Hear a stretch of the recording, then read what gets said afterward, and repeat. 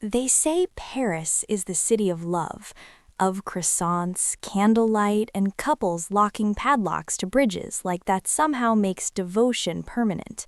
What they don't say is that Paris is also the city where marriages go to die, with a side of truffle fries and a view of the Eiffel Tower. For me, Paris wasn't love. It was the glittering stage for my husband's grand romantic farce, one in which I'd been unceremoniously written out of the script. I discovered this little plot twist on a perfectly ordinary Thursday morning. No storm outside, no ominous music, just coffee, silence, and Ethan's laptop left open on the kitchen counter like an invitation to disaster. I wasn't snooping, not really. I was just looking for a charger. But then I saw it. Subject: Confirmation Parisian Gala Weekend. Ethan Miller and Chloe Sterling. The words hit me like a slow-motion punch to the solar plexus. No immediate pain, just a quiet, creeping certainty that everything I thought I knew was a lie. Chloe Sterling.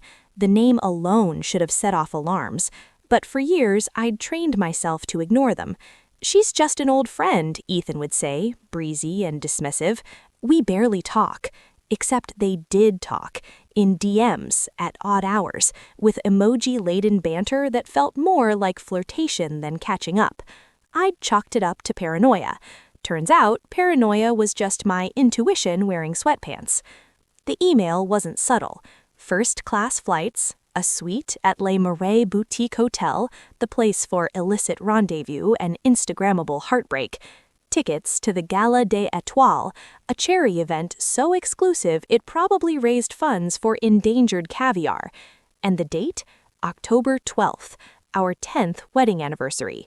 Ethan had spent weeks dodging my questions about our trip. "Work's insane, babe, maybe next year. It's just not the right time. You know how it is." Oh, I knew.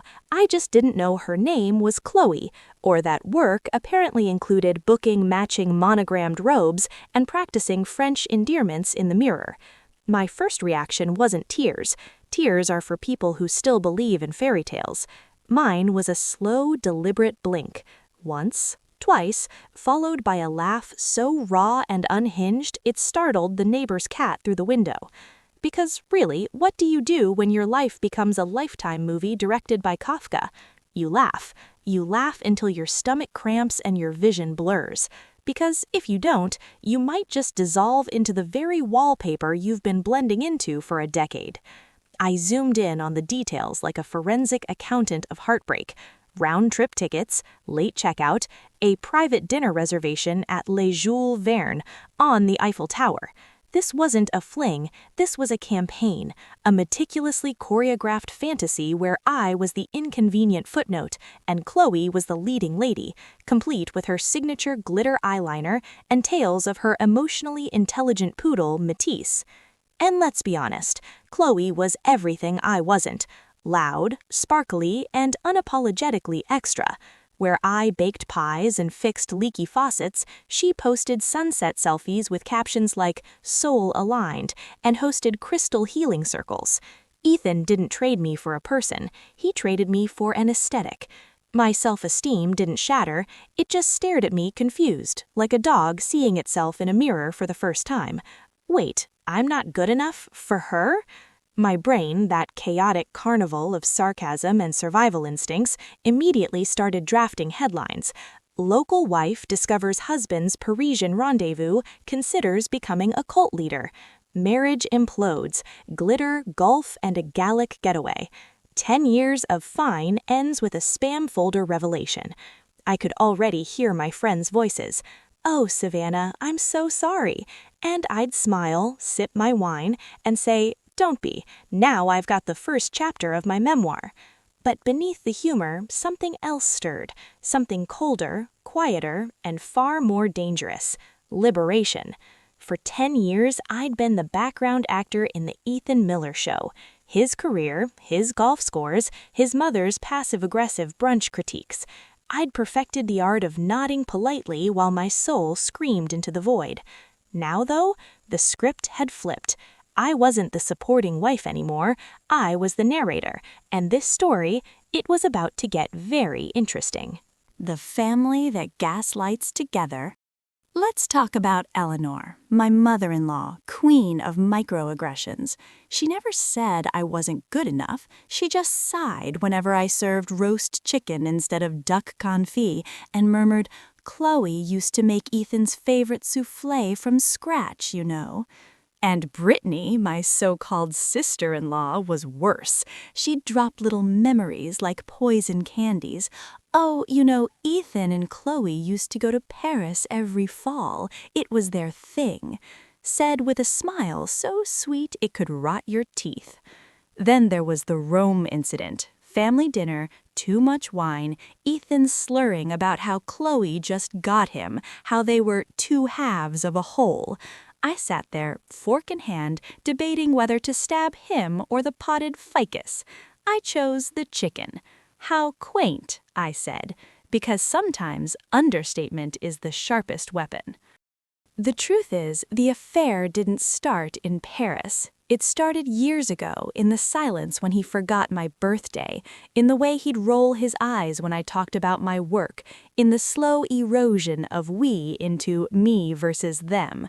He didn't want to leave me, he just wanted me to disappear, convenient, quiet, and utterly replaceable. But here's what Ethan never understood.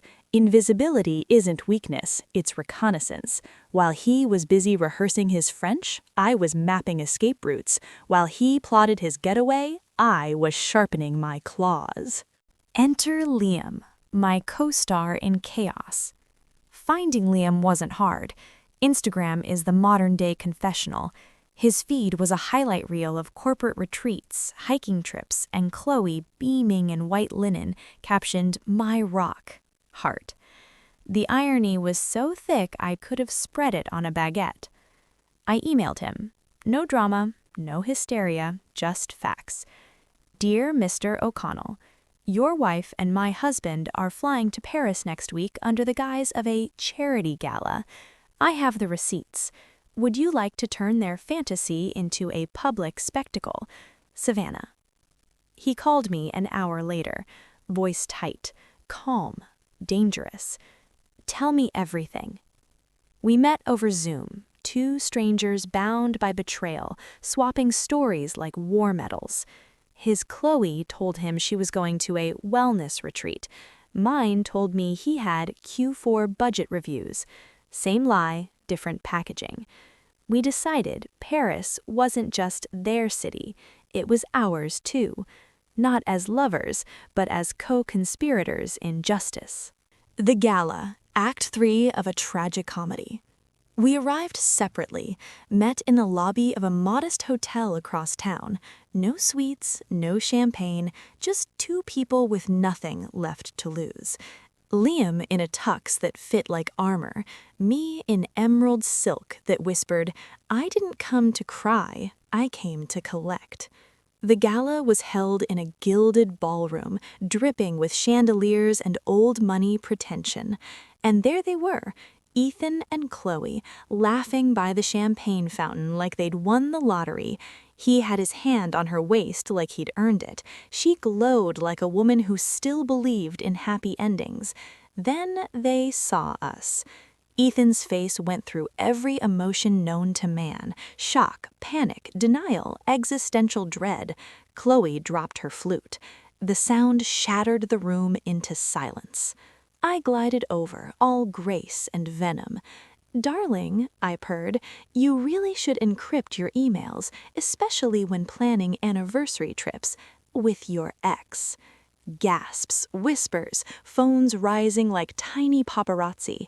Liam stepped in coolly. "Chloe, I thought your wellness retreat was in Sedona." The host, a man shaped like a Fabergé egg, approached, flustered.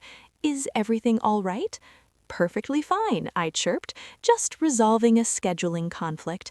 Turns out Paris isn't big enough for two secrets, especially when one wears sequins." Ethan tried to pull me aside. I shrugged him off. "Inappropriate? No, darling. Inappropriate was booking a suite on our anniversary. This is just good theater." By the time we left, the scandal was trending in the ballroom. Ethan looked like a man who just realized his entire life was built on quicksand. Chloe, a glittering wreck. We didn't shout, we didn't slap, we simply existed, and that was ruin enough. Epilogue: Life after the fall. Ethan begged, sent flowers, offered therapy. I sent back a note. Keep the lilies, I prefer my closure in triplicate, signed and notarized. Chloe and Liam divorced within months.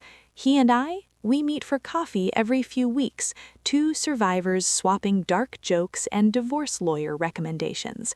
He helped me hire the kind of attorney who files motions like they're writing haiku. I moved into a sun-drenched loft. No more golf trophies on the mantel, just books, pottery wheels, and a ficus I named Eleanor. My revenge is subtle, but it's everywhere. People ask if I'm bitter. I'm not. Bitterness is for people who still care. I'm 3. I spent a decade playing the quiet wife. Now, I'm the woman who turned her betrayal into a masterpiece of comeuppance, with footnotes, fashion, and a killer opening line. Because here's the truth they don't put on postcards. Sometimes the city of love is just the backdrop for your rebirth. And me? I'm not writing an ending. I'm writing a sequel. One where the protagonist doesn't just survive the storm, she learns to dance in the lightning.